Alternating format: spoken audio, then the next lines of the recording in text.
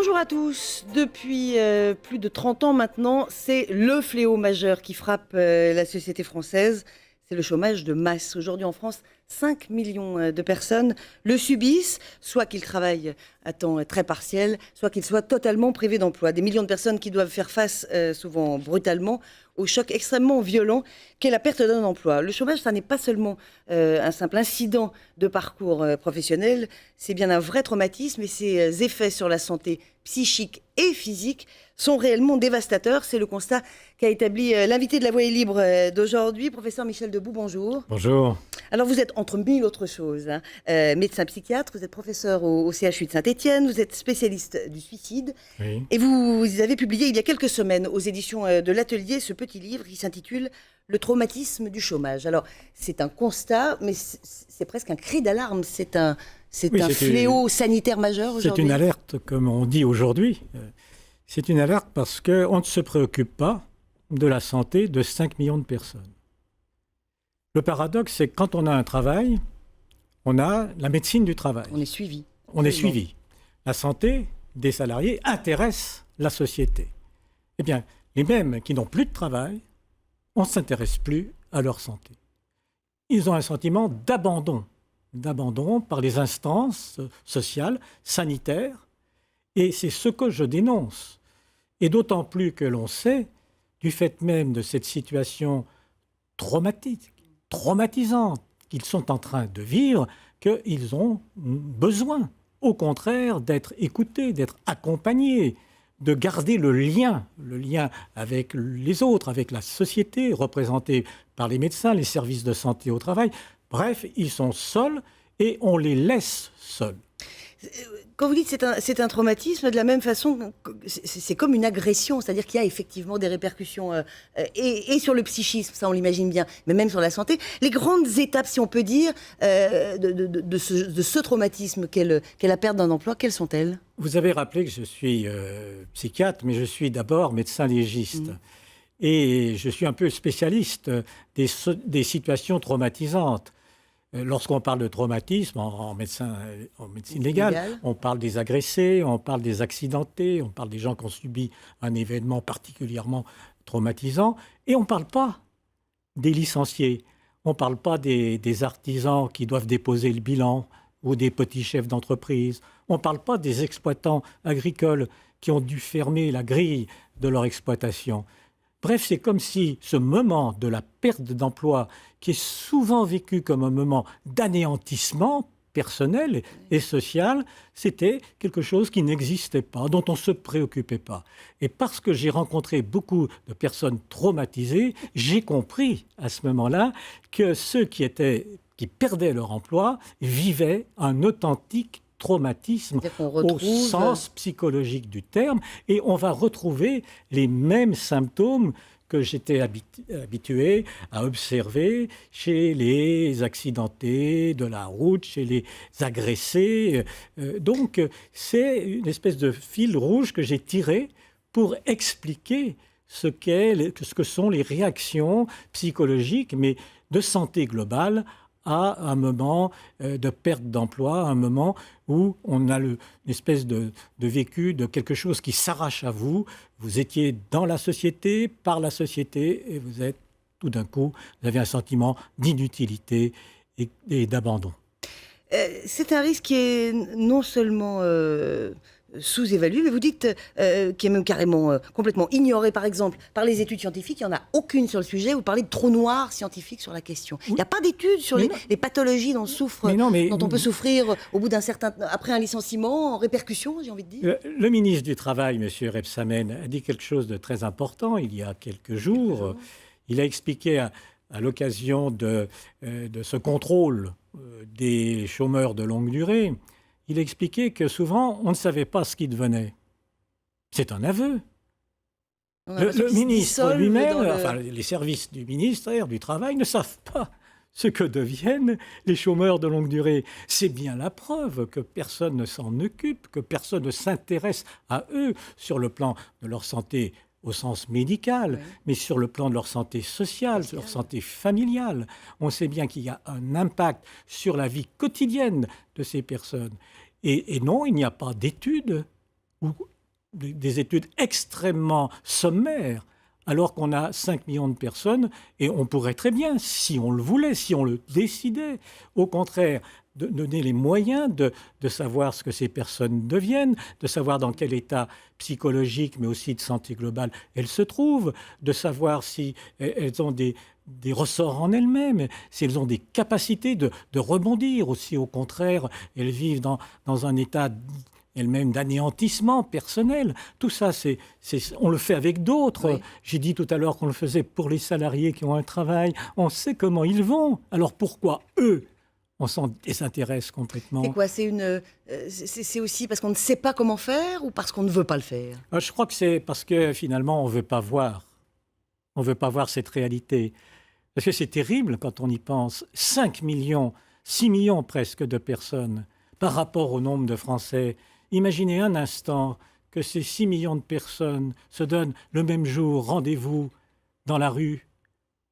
On aurait des manifestations extraordinaires, comme on n'en aurait jamais vu. On a le souvenir des manifestations du 11 janvier. On a tous été marqués par cette foule immense. Eh bien, ça serait 2 fois cette foule immense qu'on a vue le 11 janvier en termes de nombre. Évidemment qu'on ne veut pas voir cette situation, parce qu'elle fait mal, elle nous fait mal, elle fait mal à la société, elle fait mal à la France. Et elle fait mal d'abord aux personnes. Et elle fait mal d'abord aux personnes, mais je pense aussi que les responsables, évidemment, vous savez, quand quelque chose va mal, on a plutôt tendance à ne pas trop le regarder, on a un peu tendance à regarder à côté, alors qu'au contraire, ce qu'il faudrait d'abord, pour ne pas abandonner ces personnes, leur montrer tout l'intérêt qu'on a pour elles, qu'on ne va pas les lâcher comme ça, qu'on ne va pas leur dire « c'est de votre faute ». Parce que même aujourd'hui, parfois, on a un doigt un petit peu culpabilisant, accusateur. Alors, c'est quoi? Vous n'êtes pas capable, vous, de retrouver du travail. Alors, qu'est-ce que vous faites? Mais bougez-vous. Voilà, alors bien sûr qu'ils se bougent. Enfin, s'ils sont qu'à 5 millions, c'est bien qu'il y a un problème. Alors justement, ce traumatisme de la perte d'emploi, Emmanuel Bouzia, qui va nous rejoindre, l'a vécu. Emmanuel, bonjour. Vous étiez salarié chez Véninov, qui est une entreprise de Vénissieux dans le Rhône, près de Lyon, anciennement Vénilia. Vénilia, tout le monde connaît, hein, c'est l'inventeur historique de la toile cirée. Donc cette perte d'emploi, vous l'avez vécue en plus sur une période qui a duré, qui s'est prolongée dans le temps. Est-ce que vous vous souvenez du moment précis où ça a commencé, où vous et vos collègues vous vous êtes dit « ça sent pas très bon ». Septembre 2010. Retour de vacances, on a été amené à faire 3 mois de chômage technique. Donc ça nous a amené au mois de décembre. Et au mois de décembre, nous n'avons pas eu de salaire. Donc là, ça faisait quand même beaucoup d'événements très, très négatifs. Donc nous avons interpeller les prud'hommes afin qu'on puisse avoir un revenu. Ça a été extrêmement compliqué, surtout au moment des fêtes de Noël. Ensuite, les mois de début 2011, nous avons eu une grosse période où on venait que les lundis matins au sein de l'usine afin de faire un petit bilan, et le reste de la semaine nous le passions chez nous, tout simplement. Voilà, jusqu'à la liquidation au mois de juillet. Donc, ça a été très long. Ça a été très long, ouais, ça a été très long. Et ensuite, il y a eu, on va essayer de faire court parce qu'on ne peut pas retracer tout l'historique, mais ensuite, il y a eu un repreneur, et puis l'activité, en réalité, n'a pas redémarré. Vous avez occupé longtemps votre usine. C'est le pire des scénarios, Véninov, c'est-à-dire que c'est une perte d'emploi, mais c'est une sorte de décomposition, j'ai envie de dire, non, du travail. Je ne sais pas si c'est le pire des scénarios, parce que il se trouve qu'entre nous, on a été une quinzaine à se mobiliser pour le redémarrage de notre usine. On a eu la chance d'être ensemble et de se serrer les coudes et d'avoir un objectif, de se lever tous les matins avec un réel objectif, de faire redémarrer notre entreprise, chose que les chômeurs chez eux ne vivent pas forcément. Moi, je l'ai vécu en tant que chômeur classique il y a une dizaine d'années. L'isolement se fait très vite. C'est très important ce que vous dites, et d'ailleurs j'en parle dans l'ouvrage. La différence entre un licenciement isolé et puis un licenciement collectif. Parce que quand c'est possible, et quand ça se passe comme ça, lorsqu'il y a ce moment de solidarité, de mobilisation, alors à ce moment-là, on peut lever la tête. Sinon, on est complètement écrasé par ce qui se passe. On peut se lever la tête et dire on va se battre. Eh bien, c'est retrouver de la confiance en soi. Exactement. C'est de retrouver de l'estime de soi. Alors que quand on est seul, qu'on est évidemment angoissé parce qu'on ne sait pas si on va retrouver du travail, qu'on dort mal, qu'on mange mal, on perd confiance. On perd confiance et on s'isole. Eh bien, la bataille qui précède, elle permet au contraire de maintenir un lien et de se dire que finalement, les hommes seront plus forts que la loi économique et qu'ils garderont leur dignité, quoi qu'il se passe. Et ça, c'est un message essentiel. Parce que sinon, il y a cette espèce de culpabilité paradoxale qui peut se produire. Je l'ai dit à l'instant, on est montré du doigt, mais à un moment donné, on finit par s'auto-accuser. C'est-à-dire, finalement, c'est peut-être de ma faute, c'est peut-être moi qui n'ai pas les compétences, qui ne sais pas faire, qui ne sais pas, entre guillemets, me vendre, comme si aujourd'hui, l'humain devait se vendre. Voilà où on en est. Vous l'avez vécu, vous, collectivement, cette sensation de se dire, mais peut-être qu'on n'est pas... de culpabilité, sentiment de culpabilité, non? Non, à aucun C'était de la moment. colère, vous? Ah, c'était de la colère parce que notre entreprise a fermé alors qu'elle était viable. On avait un carnet de commandes plein et c'est ce qui nous a poussé à nous mobiliser, quoi, tout simplement. C'est une Donc, colère très saine, celle-là, très saine. On était en colère contre nos dirigeants situés à Munich, en Allemagne, qui ont fraudé. On était extrêmement en colère contre eux. Voilà, c'est pour ça que le groupe a été liquidé, le groupe européen a été liquidé. Vous, quel souvenir vous gardez de ces mois-là, au-delà de la mobilisation? Mais qu'est-ce que vous ressentiez? Qu'est-ce que vous vous disiez? Est-ce qu'il y avait des périodes d'euphorie, d'abattement? Est-ce que c'était une succession de tout ça? C'est ça, exactement. On a été tributaire de tout ce qui se passait au tribunal de commerce de Nanterre, puisque le siège français se situait en région parisienne. Donc il y a eu beaucoup d'événements, de séances au tribunal, et puis c'était reporté, et puis ce genre de choses. Et puis alors on avait des bonnes nouvelles, et puis des mauvaises nouvelles. Ça a été une succession de rumeurs de aussi. tout cela pendant 2 ans. Voilà, 2 ans. Et est-ce qu'il y a eu une solidarité au-delà de l'entreprise elle-même, par les habitants de votre commune, par les médias qui sont venus La solidarité a comprendre ce qui été se passait? énorme.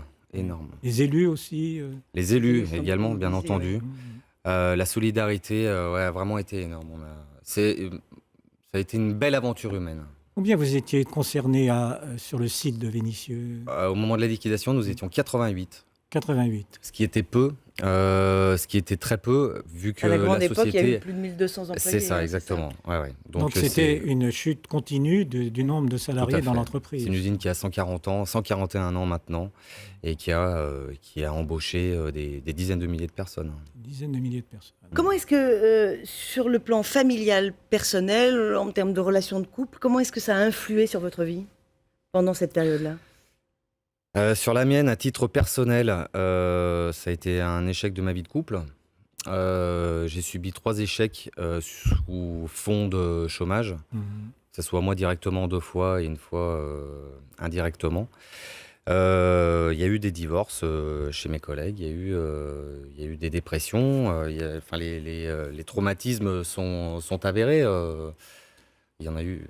Voilà, on a un collègue qui est décédé pendant cette période également. Alors, est-ce dû au chômage?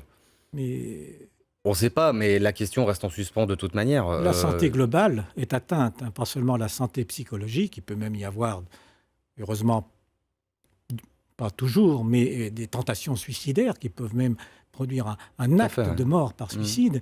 Mais de toute façon, la santé globale peut être atteinte. Et il peut y avoir des maladies somatiques qui peuvent se révéler ou rechuter à l'occasion parce que ça atteint l'organisme dans son entier, dans sa globalité.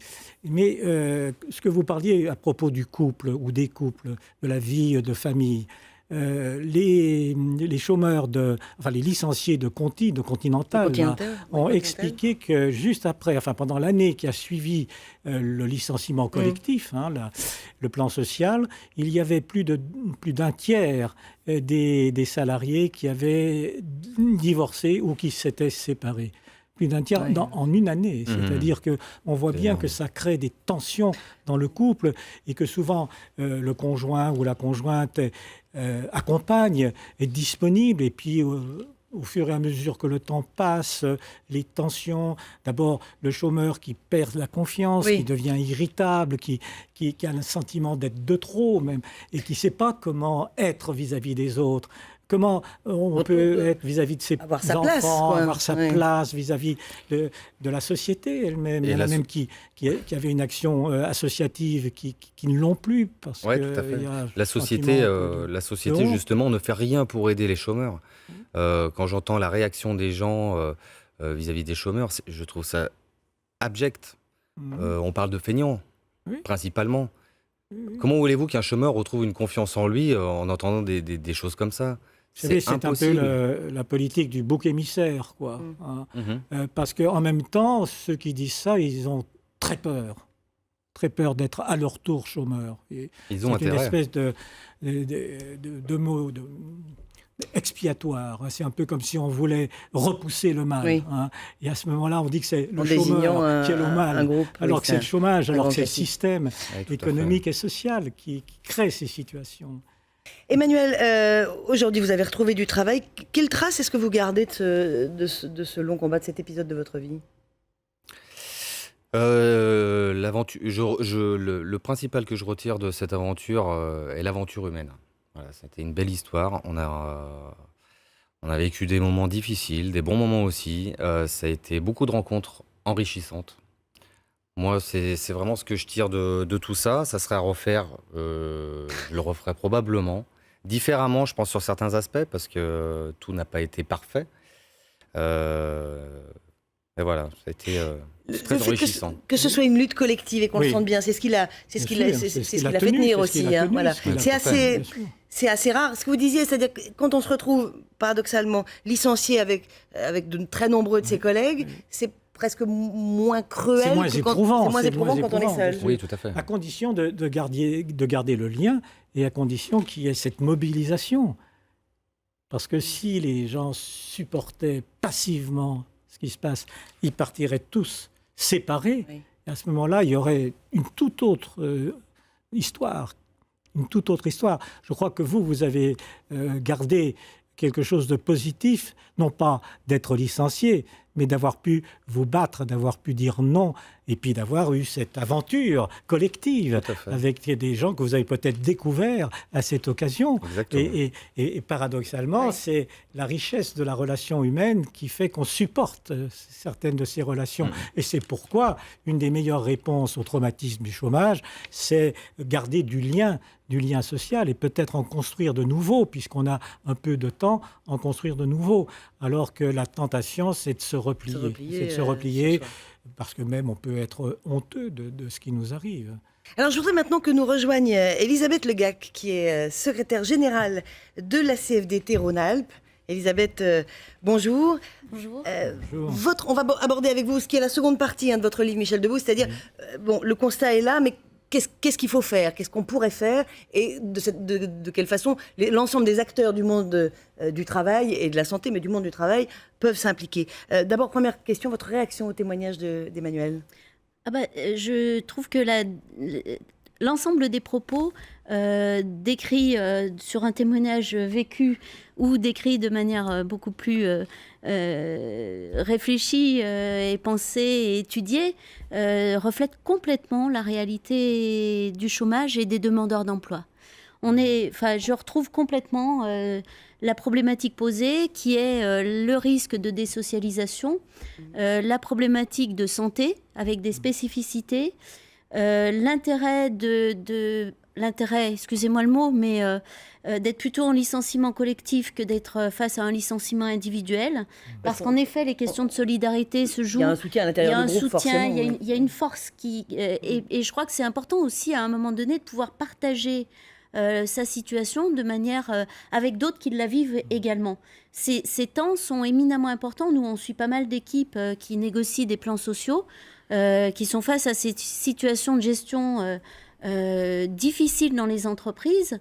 Et on sait très fort, c'est une énergie importante que chaque militant CFDT doit donner, mais ils reconnaissent aussi très fortement l'intérêt de ces temps de solidarité. Je crois que c'est un mot fort qui prend du sens, qui prend réellement du sens. C'est l'occasion d'une découverte aussi, que finalement, alors qu'un système peut être très déshumanisant, qu'on garde cette humanité en soi, qu'on est capable, comme vous l'avez dit, de la partager, et même de la partager entre chômeurs, enfin entre licenciés, mais avec d'autres qui ont encore leur travail, avec des responsables syndicaux, avec des élus, parfois même avec entre les salariés et les cadres de l'entreprise qui sont eux aussi concernés, voire parfois les directions, enfin certains directeurs d'entreprise qui peuvent être concernés.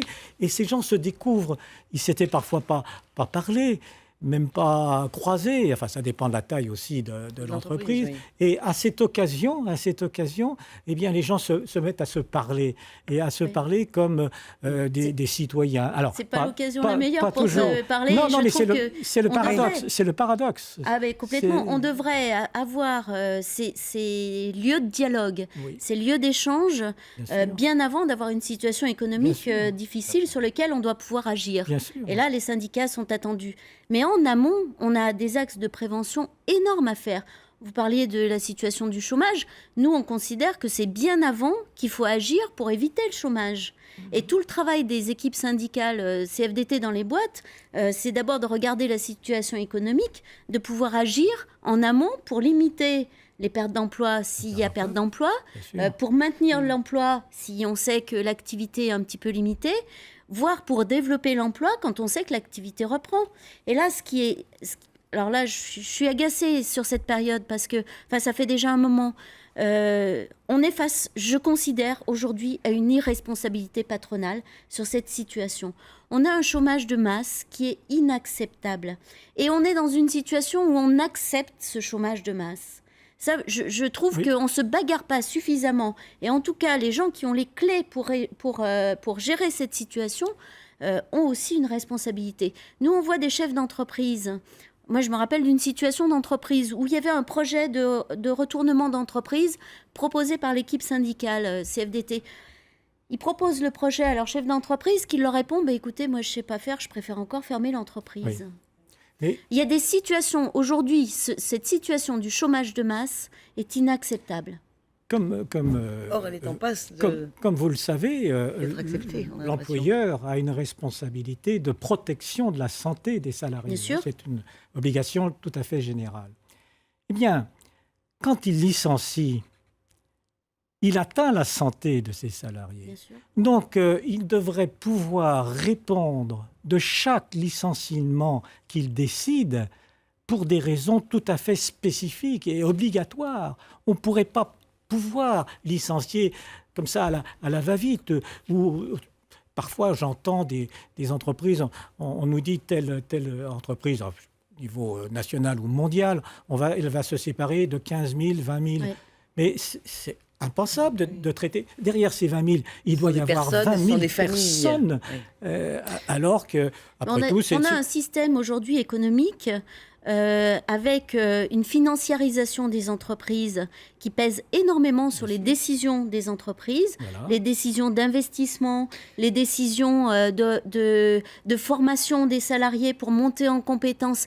Toutes ces décisions qui devraient être prises dans l'entreprise pour permettre à l'entreprise de continuer sont complètement écrasées par les décideurs, actionnaires, les fonds de pension, etc. Emmanuel, c'est ce que vous disiez quand vous disiez on gagnait de l'argent. L'entreprise allait bien en réalité. Tout à fait. Elle était performante. Elle était performante et à tel point qu'on nous annonçait des heures supplémentaires pour plusieurs mois. Donc il n'y avait pas de problème de compétitivité, comme on dit aujourd'hui. Et moi, j'ai entendu un responsable patronal expliquer qu'il fallait qu'on puisse plus facilement licencier les personnes. Voilà où on en est. Comme si ça pouvait être facile de licencier quelqu'un, alors qu'on a des responsabilités vis-à-vis de chaque personne qu'on licencie.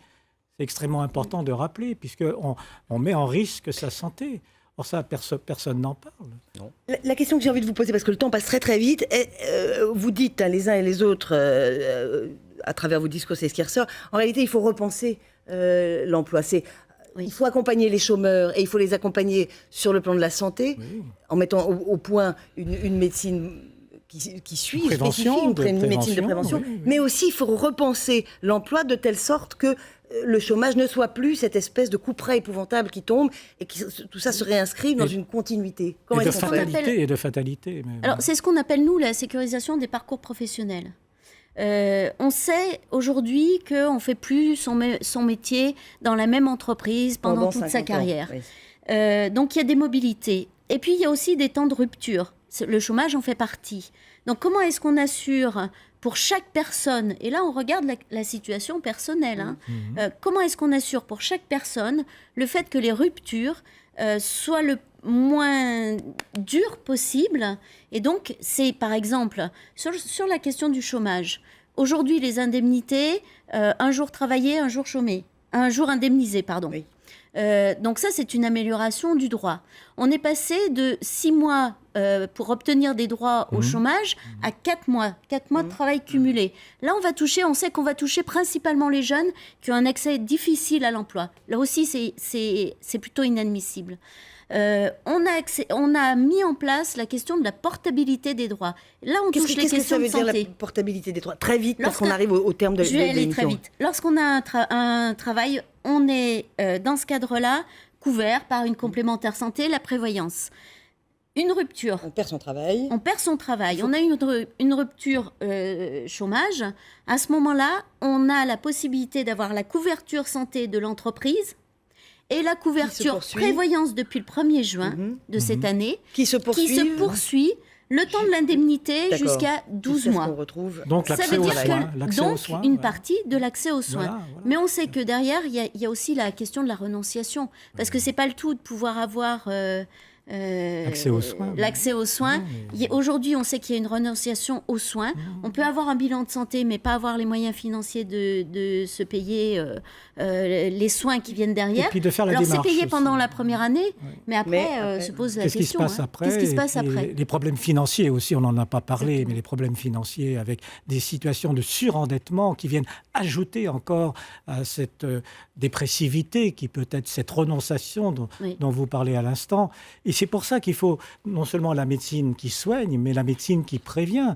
Et la médecine qui prévient dans ce cadre général d'une prévention, d'un repenser du travail, comme vous venez de l'expliquer. Il faut... Allez-y, je vous en prie, Alors, ça je vais sera le mot de terminer conclusion. là-dessus, mais c'est la question de la simplification de l'accès au droit.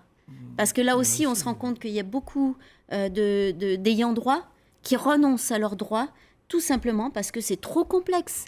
Ils arrivent dans une CAF, ils arrivent dans une CEPAM, les dossiers sont compliqués à...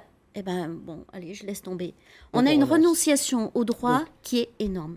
Une simplification et repenser et donner de globalement l'information et donner de le parcours l'information. professionnel. Voilà les urgences qu'il nous faut, nous, citoyens, réclamer. Merci beaucoup, merci à vous deux. Professeur, est-ce que l'actualité, de manière globale, est quelque chose qui vous intéresse? Oui, je suis assez addict, comme l'on dit, à l'actualité. Et ces jours derniers, on a appris le scandale de la FIFA et ce lien entre un sport si populaire qui permet à un tas de jeunes de progresser, de s'inscrire dans la vie, et puis cet argent, cette corruption qu'il y a maintenant dans la planète foot. Et je trouve que c'est assez significatif du monde dans lequel on se trouve aujourd'hui. C'est-à-dire, même ce qui est généreux, ce qui est en équipe est corrompu. Les valeurs sportives sont des valeurs qui devraient être humanistes, comme d'autres d'ailleurs, comme la culture, etc. Et on voit que maintenant, l'argent a dominé, domine. Et derrière l'argent, tout ce qu'il peut y avoir comme corruption, comme on achète des élus, etc. C'est terrible en même temps.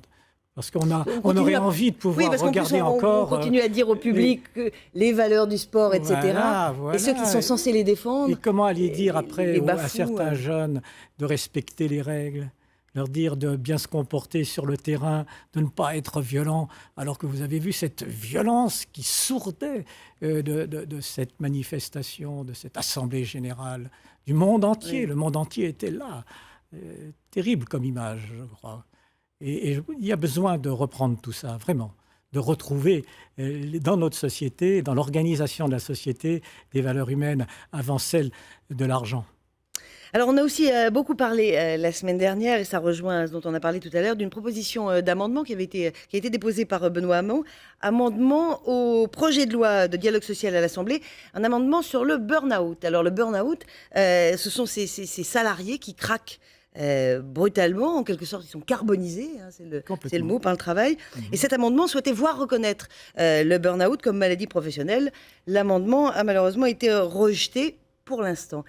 La souffrance au travail, elle augmente elle aussi, et vous dites elle est liée au chômage. Elle produit les mêmes effets. Le chômage, il produit, on l'a dit à l'instant, une menace qui concerne évidemment ceux qui vont peut-être perdre leur emploi, mais ceux aussi qui auront toujours leur emploi et qui se mettent à craindre de le perdre. Et puis ça fragilise l'ensemble de la société, ça fragilise les relations humaines, on vient de le voir.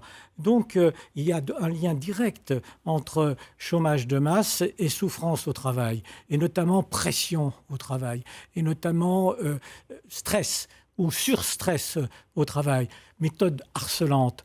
Tout ça provoque des possibilités de craquer. Et il y a des gens, parce qu'ils ont le sentiment qu'on leur en demande toujours plus, et c'est vrai qu'on leur en demande souvent de plus en plus, et qu'on les isole, au lieu de trouver un collectif de travail, au lieu de dire c'est une équipe qui va faire mieux et plus. On dit chaque individu, et parfois on les met en concurrence entre eux dans la même entreprise. Alors il y en a qui comme ça, essayent de se surpasser, qui s'engagent et qui à un moment donné se surpassent, et puis qui craquent. Et qui craquent parfois très douloureusement, et qui après sont des personnes qui deviennent handicapées. Il y a quelque chose dont on n'a pas parlé à l'instant, c'est aussi la situation des licenciés après incapacité de travail, à la suite d'une incapacité de travail. Et il y en a 12 000 dans la région lyonnaise. Chaque année, 12 000. Eh bien, il y a un plan de retour à l'emploi qui se développe. Et là, on est bien dans la prévention, on est bien dans l'accompagnement. Eh bien, ce plan-là permet à 4 000 de ces 12 000, soit de conserver cet emploi, mais de façon aménagée à leur état, soit de retrouver ailleurs un autre emploi qui correspond à leurs possibilités, à leurs compétences.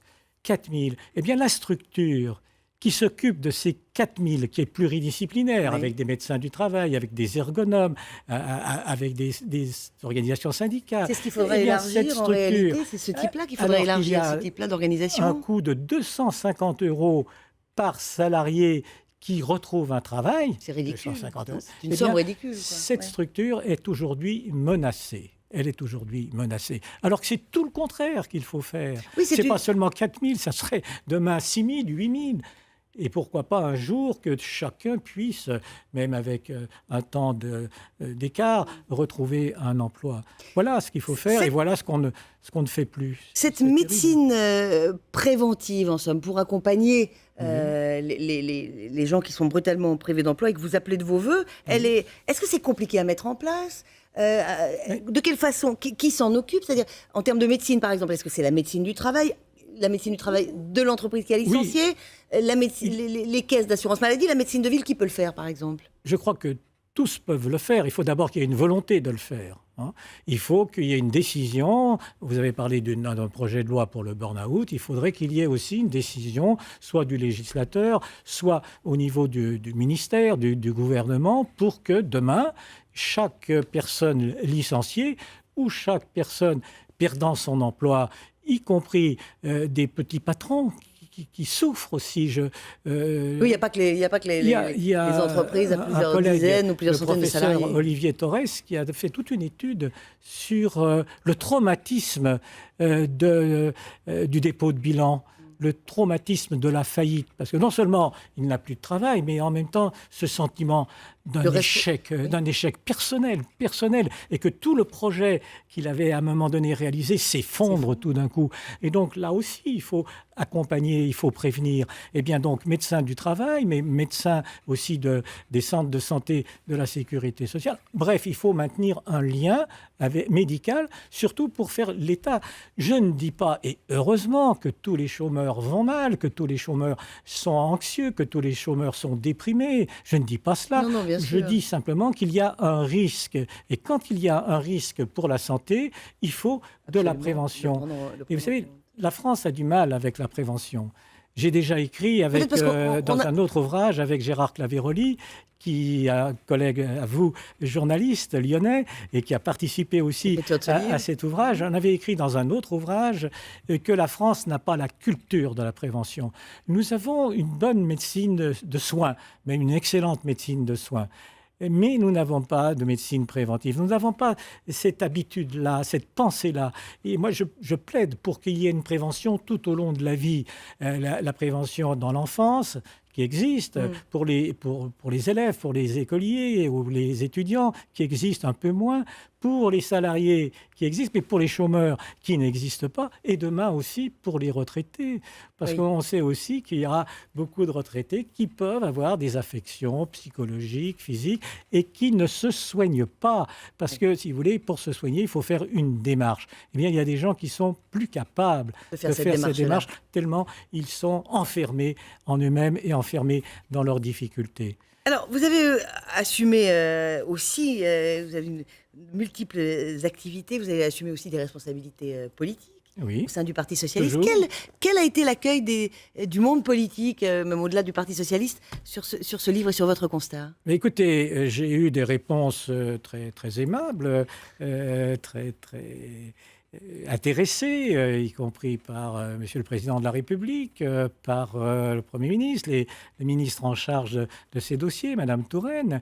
Mais Est-ce que vous sentez une non. volonté de faire non, bouger les choses? il y a eu ces réponses-là qui étaient très, très intéressantes, mais très même reconnaissantes de Votre cette travail, piste. oui, oui. Mais voilà, j'attends la suite. Vous savez, j'ai attendu plus de 20 ans pour qu'il s'organise en France un observatoire national du suicide. Oui. 20 ans. Eh bien, ça fait 20 ans aussi, plus de 20 ans que je parle de santé du chômage. Je ne sais pas depuis la Oui, la publication parution de ce ouvrage. livre. Et puis, je ne suis pas le premier à en parler. Oui. Après la première crise économique dans le monde, vous savez, en 1929, 29. il y a un auteur qui s'appelle Maurice Holbrox qui a écrit en 32, c'est un sociologue, sur les méfaits du chômage, les méfaits en termes de santé, en montrant que toute la population pouvait être concernée par le chômage de masse. Donc oui, je n'ai fait que prendre la suite avec des mots d'aujourd'hui, avec des réflexions qui correspondent à la médecine d'aujourd'hui, à la psychiatrie d'aujourd'hui, à la psychologie d'aujourd'hui, puis aussi à la vie sociale d'aujourd'hui. Mais en fait, ces questions-là, elles sont permanentes, comme celle de la santé pour les travailleurs. Et je dis, parce qu'on me dit, oui, mais ça va avoir un coût, il y aura un coût pour cette médecine-là. Mais En réalité, c'est-à-dire que l'argent qu'on met dans la prévention, On par ne le met définition, on ne le met plus Voilà. dans le soin. Et puis, quelque Ce chose sont juste des transferts. qu'il faut redire, c'est qu'un chômeur qui va mal, un chômeur qui n'a plus confiance en lui, un chômeur qui est irritable, qui est dépressif, il ne retrouvera pas de travail, de toute façon. Alors Donc que là, c'est déjà compliqué pour tout le monde. Si on raisonne Alors oui. uniquement en Donc, termes de coûts, il faut des chômeurs en effectivement, bonne santé pour qu'ils ne restent pas chômeurs. Voilà aussi un message qu'il faut faire passer. Et donc, ça sera non pas un coût pour la société, ça sera un investissement pour la l'avenir. société, pour l'avenir.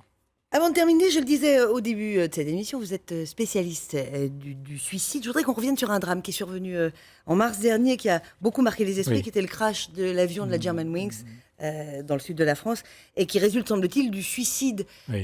du pilote. Quel regard est-ce que vous avez porté sur ce drame? Alors, il y a un regard sur la personne, enfin sur le pilote, qui a des problèmes psychologiques évidents sur lesquels je ne veux pas trop me prononcer.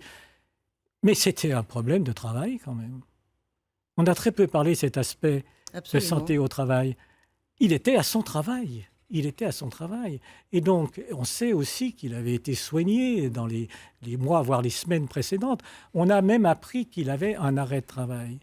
Comment est-il possible ? En plus pour un pilote d'avion, mais ça pourrait être vrai aussi pour un conducteur de car et d'autres métiers à responsabilité. Comment est-il possible qu'alors qu'on a fait le diagnostic qu'il allait mal, puisqu'on lui a prescrit un arrêt de travail, comment est-il possible qu'il ait pu aller à travailler le lendemain sans que personne ne s'aperçoive de rien, sans que personne ne soit informé de rien? La santé au travail, ce n'est pas simplement une affaire d'individus ou de personnes, c'est aussi une affaire du collectif de travail. hein. Et là, alors évidemment, ça se passe en Allemagne.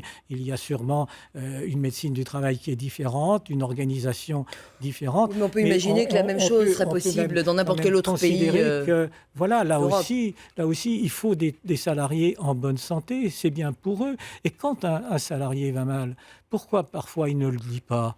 Pourquoi il ne dit pas sa dépression? Parce qu'il a peur de perdre son travail. Parce qu'il a peur, et puis il a peur du jugement qu'on va porter sur lui, comme si avoir un problème psychologique, c'était un défaut, c'était une honte.